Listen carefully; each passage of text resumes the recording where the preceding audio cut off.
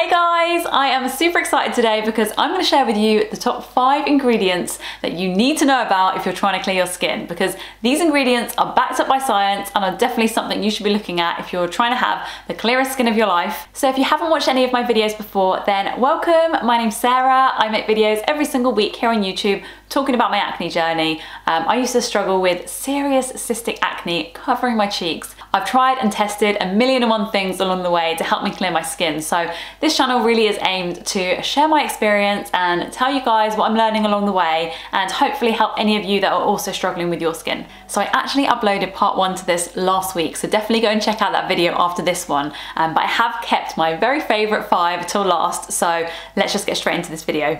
Okay, so first up is an ingredient which I am currently using and absolutely swear by, and that is a collection of ingredients called retinoids. So retinoids are a derivative of vitamin A and they work by turning the skin over at a super fast rate. So the 3 main retinoids are tazarotene, tretinoin and adapalene. So I personally have been using tretinoin for nearly 6 months now, so I can absolutely swear by this ingredient. And if you want to follow along on my journey, then I've also made a playlist all about that, so I will link it on screen now. So to give you the quick lowdown, I've been using a brand called Treclin, which is a mix of tretinoin 0.025% and clindamycin, which is a topical antibiotic. And this has been working super well for my skin, so it really improves the texture and really gets rid of any breakouts at a very fast rate. This week I've actually moved up to 0.05% tretinoin and actually got a completely different brand which I actually managed to get over the counter in Italy. So I should mention that tretinoin in the UK at least is something you need to get on prescription by your GP or your dermatologist, but in Europe it seems to be that you can, particularly in countries like Italy and Greece, I know, you can actually buy this if you go into your local pharmacy. So I can't really report anything different for the 0.05% tretinoin as I've only been using it a week, but I can speak for the 0.025%. I think the best thing about retinoids is not their ability to get rid of acne, but it's actually their ability to prevent it forming in the first place, which is super important. You do have to be patient with this ingredient though, as it does take a little while to work. I really started to see results after I'd say probably 2.5 months. In the beginning there was an initial breakout, not a crazy one, but enough that it really makes you think, do I want to continue with this? But if you get over that little hump, you are onto a winner, I promise. These ingredients are crucial if you want to help heal your skin, if you really want to prevent future breakouts, and they really are proven to work. Side note, adapalene has actually been proven to be less irritating than tretinoin. I did actually get prescribed this by my dermatologist as well, but I wanted to continue with tretinoin as I'd already started. Adapalene commonly goes by the name of Differin and tretinoin commonly goes by the name of Retin A. 2 things worth noting when you're using retinoids is 1, you must absolutely use sunscreen at all times because this makes your skin super photosensitive. One of the great things about retinoids is that they actually help you prevent fine lines, wrinkles. They really slow down the kind of aging process in your skin. So you don't want to undo all that hard work by not using sunscreen because your skin will be super sensitive. And that also leads me on to point 2, which is that your skin will be super sensitive. So you're really going to need to use gentle skincare on top of the retinoids.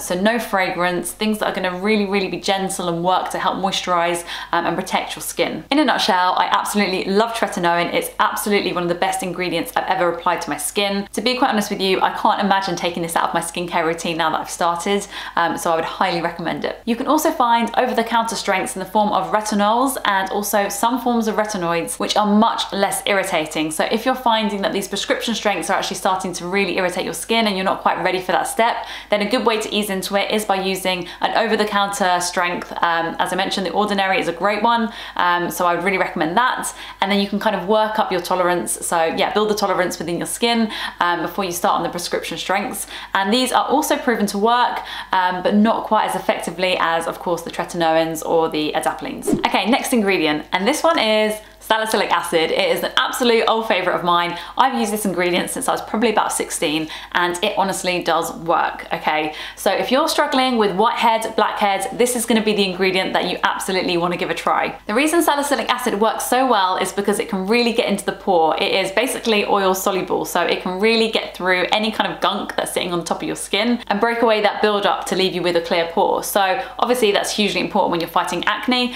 I would say with real cystic under of the skin spots, I haven't noticed a huge improvement using salicylic acid, but it definitely helps the texture of your skin. So salicylic acid comes in lots of different strengths, so I would really recommend starting with the lowest strength possible and then just building up your skin tolerance as you go. Because the worst thing you can do with any skin product is actually damage your skin. That can actually lead to further breakouts. So if you're actually going to burn and damage your skin, particularly the top layer, it's really going to irritate your skin, and you're just going to cause your skin to kind of dry up and really kind of cling on and then block the pore. So yeah, don't want to be doing that. Just start easy and work your way up. Also guys, just a quick one, let me know in the comments below if you prefer this sort of format. So would you rather you had all the ingredients in one long video, or are you happy to have them split up into 2 parts? I never really know. Personally, I prefer to watch videos in smaller chunks rather than one long one, but I'd love to know what you guys think. Please leave me a comment and let me know. So the next ingredient I want to talk about, and this really is like the ultimate ingredient for fighting acne, and that is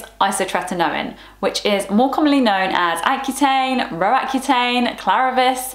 There is a ton of brand names, and this drug is super controversial because it comes in a tablet or a pill. It's not a topical ingredient, it's something you take, and I just thought I'd put it in here because it is ultimately will help me clear my acne. I've actually filmed an entire playlist talking about my experience, so I'll link it on screen now. So if you're really struggling with cystic acne, definitely go and check out that playlist because it has really saved my skin. But like I said, it's a controversial drug, so it's not to be taken lightly. It's really seen as like the last resort. But for me personally, it's the only thing that's ever really helped cystic acne, like really getting to the core of it. And I've had long-term remission from acne for nearly 1.5 years now, so it definitely works. There are a lot of side effects linked to this drug. So for me personally, just to summarize very briefly, I had nosebleeds, dry skin, dry lips, eczema, achy joints, backache, like a ton of side effects that were not fun at all. But for me, I found that it was all worth it because I'm so happy that my skin is now clear. That is not to say it is the cure-all drug. I have certainly broke out since, but it does make my skin a lot more manageable, and I'm super happy I took it.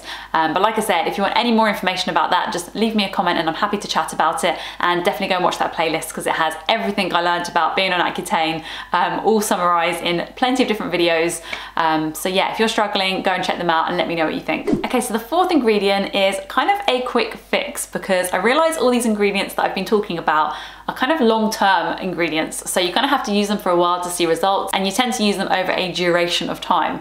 But I thought I'd mention clay because when I had the worst acne of my life, I used to use clay masks, particularly on my T-zone, to really help the look of my skin, particularly with like the texture, blackheads. In fact, blackheads is probably the #1 reason that they're used because they can really get into the pore and draw everything out, and they let your skin look a lot clearer, a lot less congested, and also great for whiteheads. If you're a teenager struggling with acne, then this could be a really great product to start with because it's completely natural. It's really not likely to hugely impact your skin in terms of irritation. I think if you leave it on for too long, it can definitely be irritating, but it's far better to use a product like clay than some of these kind of chemical exfoliants first. Also worth noting though that if you have super dry skin, this might not be the best ingredient for you. I actually find clay now to be a little bit too irritating. When I had oily skin, it was perfect. It worked an absolute treat, but I do find now that my skin is on the drier end, it can be a little irritating. Okay, so the final ingredient is tea tree oil, and it's probably one that you've heard of before because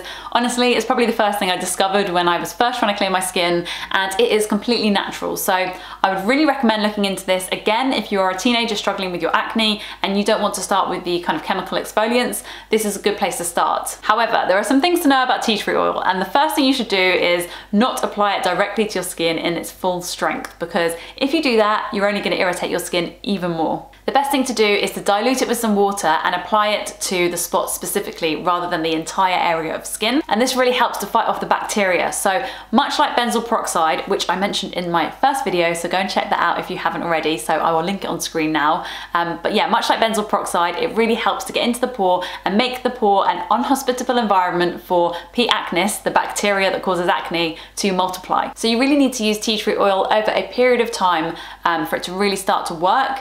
So if you do feel a spot coming up, that is the best time to apply it, to really start that process soon. But yeah, tea tree oil is certainly a really affordable and effective way to treat acne if you've just started to break out. So certainly check it out if you haven't already. There have also actually been some studies about tea tree oil which have compared it to benzoyl peroxide and actually shown its efficiency. It's actually on par. It just seems to take a lot longer to work. For things like surface acne, it's certainly worth adding a few drops of tea tree oil to a product like a moisturizer and seeing how that goes, because that could certainly work as well. But yeah, one to experiment with, I think, guys.